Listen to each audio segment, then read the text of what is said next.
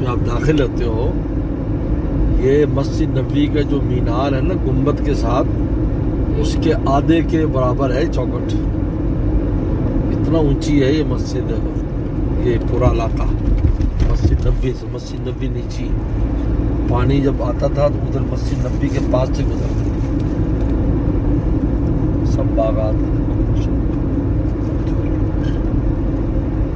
قبا کے باغ بہت مشہور ہے۔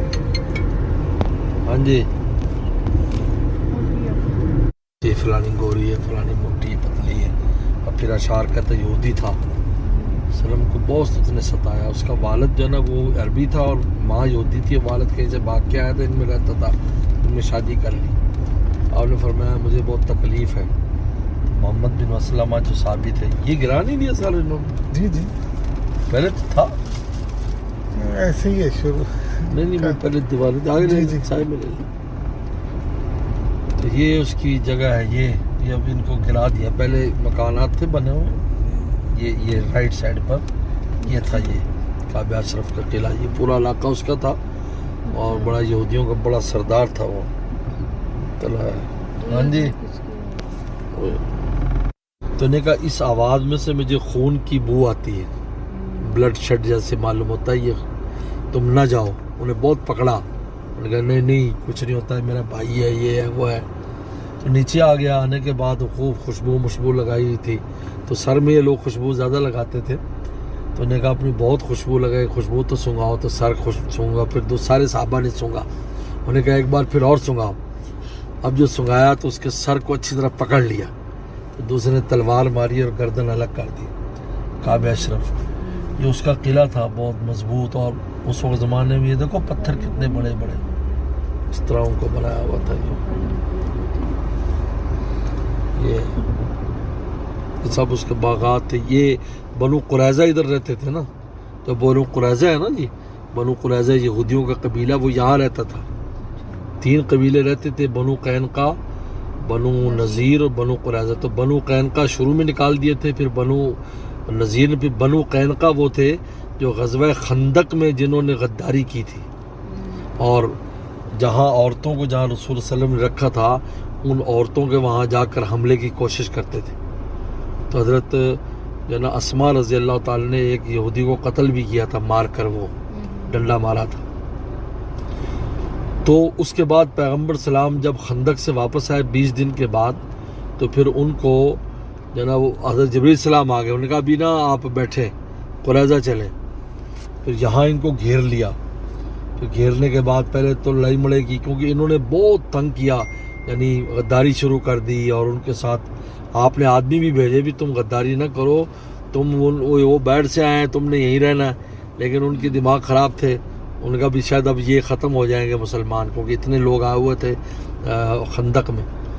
تو لیکن یہ ہے کہ پیغمبر سلام نے پھر آ کر پھر جو ہے نا حضرت سعد بن معاذ رضی اللہ تعالیٰ جو تھے، ان کو خندق میں ہی تیر لگا تھا، یہاں پر اس جگہ پر، تو خون بند نہیں ہوتا تھا، تو انہوں نے دعا کی اللہ جب تک بنو قریظہ کا انجام نہ دیکھوں تو موت نہ آئے، تو خون بند ہو گیا، لیکن یہ جگہ پھول گئی ایسے۔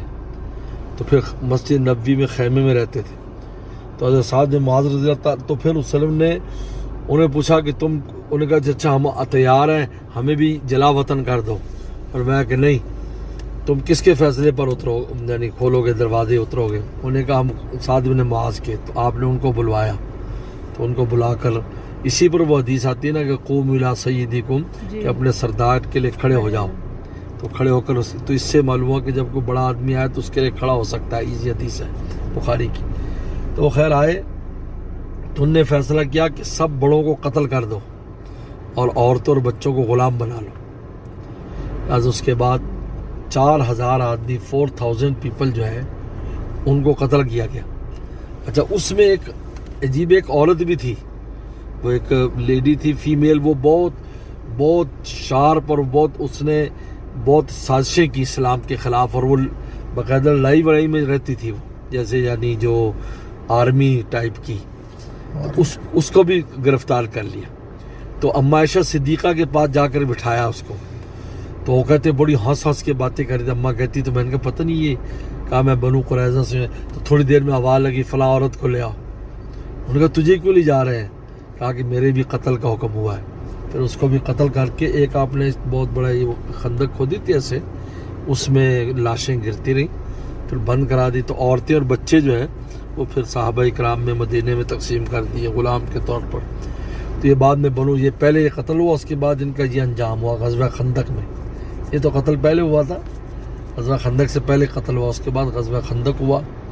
خندق میں بھی بنو قریظہ نے غداری کی، اس کے بعد پھر بنو قریظہ کو ختم کر دیا. پھر سارے یہودی یہاں سے ختم ہو گئے. پھر خیبر چلے گئے، خیبر. پھر 6 ہجری میں جنگ خیبر ہوئی، وہاں بھی ان پھر گڑبڑ شروع کر دی، مکہ والوں کے ساتھ مل کر لڑائیاں شروع کر دی. تو پھر آپ نے خیبر فتح کیا، پھر وہ خیبر سے بھی چلے گئے، پھر وہ شام ان کو بھیج دیا. پھر پورا خطہ عرب ان یہودیوں کے وجود سے پاک ہو گیا. چلو لے لیں واپس. وسلم نے بہت سب سے پہلے شفقت محبت کی، سب یہودیوں کو اس طرح رکھا اپنا بنا کر کہ بھئی تم بس ہمارے ساتھ رہو، مان تمہاری خیر خواہی، اور پوری خیر خواہی بھی کرتے تھے وسلم. لیکن انہوں نے ایک دن بھی وفا نہیں کی.